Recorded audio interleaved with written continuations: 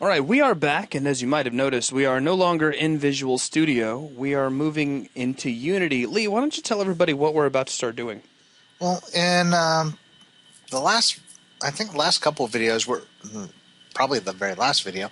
We were discussing some of the limitations of this thread pooling system that we've been putting together. Mainly the fact that if we run too many threads, the Unity editor explodes.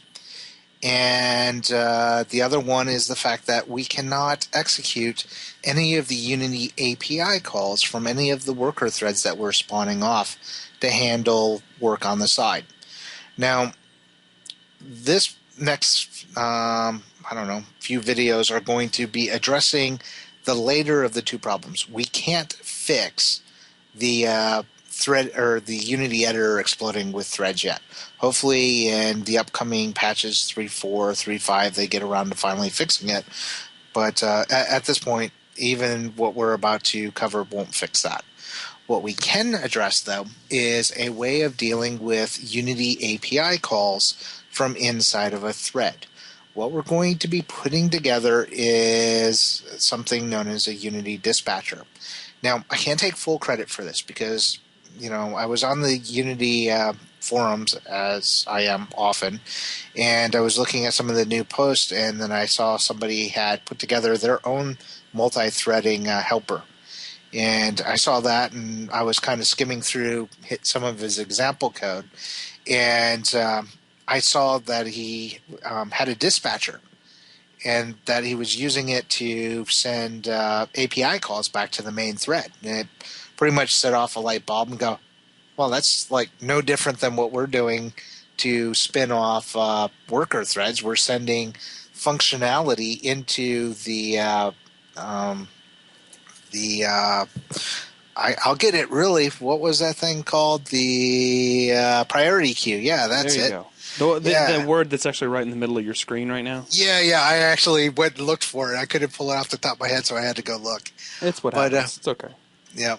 So we're sending functionality into the priority queue. So there wouldn't be any difference in just sending API calls to a different priority queue that is running inside of the main thread. So that's what we're going to do. We're going to write a Unity dispatcher and a dispatch message and another interface.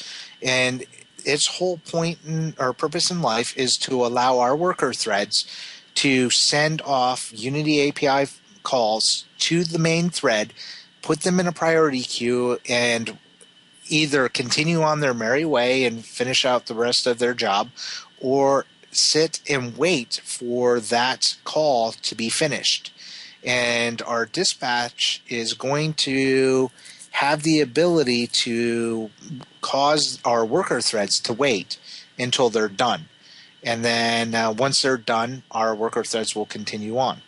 Now, the cool thing is we're going to be leveraging the priority queue again. You've already seen how we can pass functionality and save it into the priority queue.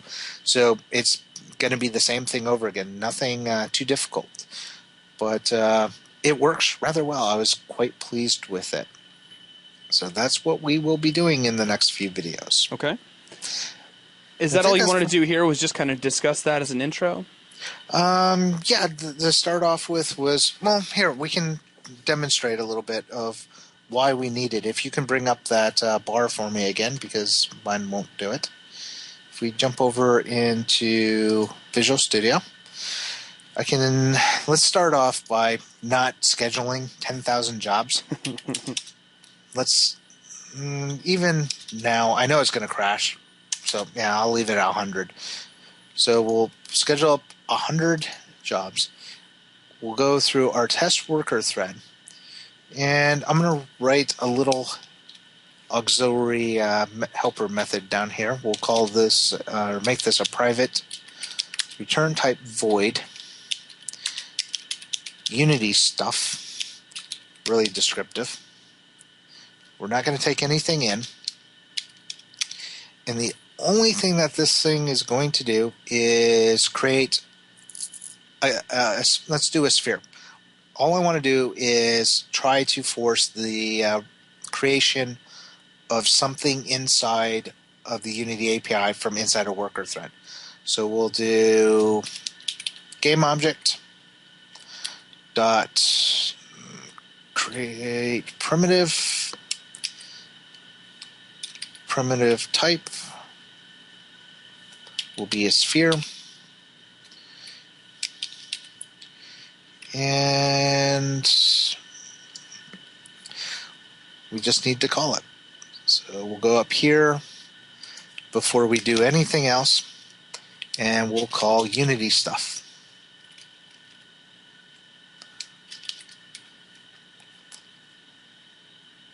And jump back over to Unity, or I won't. Could you do that for me, please? Yes, can. For some reason, it's just not jumping for me. No worries. All right. So if we go ahead and run this, we get explosions. And as you can see, it's not happy. And the reason it's not happy is because we're trying to execute something on line 44. And is Visual Studio not opening up for me? You need to pull back over to Visual Studio? If you could for me. No problem. Test worker thread line 44. Line 44. It will not create this. So because this is a Unity API that is call that's being executed inside of something other than the main thread, Unity explodes. Doesn't like it. What we're going to do with our dispatch is we're going to allow us to call Unity stuff from inside of this thread and have it run. So Okay. we will start that off in the next video. All right. So that will wrap things up for this vid. Thanks for watching.